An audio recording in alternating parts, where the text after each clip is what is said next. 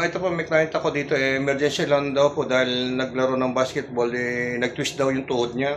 Ngayon kanina, hindi siya makalakad niya, sobrang sakit nga daw ng tuhod niya. Ngayon po, hindi lang po yung tuhod niya may problema, meron din po shoulder pain, tama ka bata? Oo. May back pain din, may lower back din po. Dami. Oo, yung paa po niya hindi pantay. Ang dami po siyang mga baradong ugat. Ngayon po, inayos ko na po siya. Siya na po yung magsasabi ko na naging resulta na pagte-therapy ko sa kanya. Ikaw na, bro. Okay, goods. Goods. Maganda. Ayos. Ayos, di ba? Hindi lang po pala siya may pain, may frozen shoulder din po. Inayos ko na rin po. Sige nga, bro, taas mo nga yung kamay mo. Kanina, di mo na itataas yung isang kamay mo eh. Sabay mo nga, sabay mo.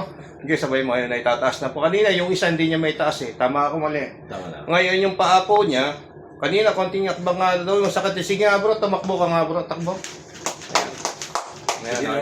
O, talon ka ba? O, talon ka.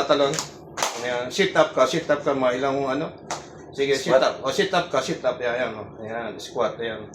Ayan, nakita niyo po. Goods. Ngayon, tinatanong niya po ako ngayon kung pwede na din siya kagad maglaro. Sabi ko, salang na po, wala na po. Tumatalon na, tumatakbo na, o, nagsisit up na. Wala na pong pain, okay na po siya. Ano bro, may recommend ba ako isang professional na mga ilot dito sa Jeddah? May recommend mo ako? Oo. Talagang legit ba? Yan kita sa mga tropa. Di ba, nakita mo, legit, di ba? Ngayon, kakamasahe ko lang, pwede ka na maglaro. Pwede na bro. Nakita mo? Pwede nga. Oo, di ba? O, paano bro? Ganda lang, God bless po. Salamat. Sige po, thank you.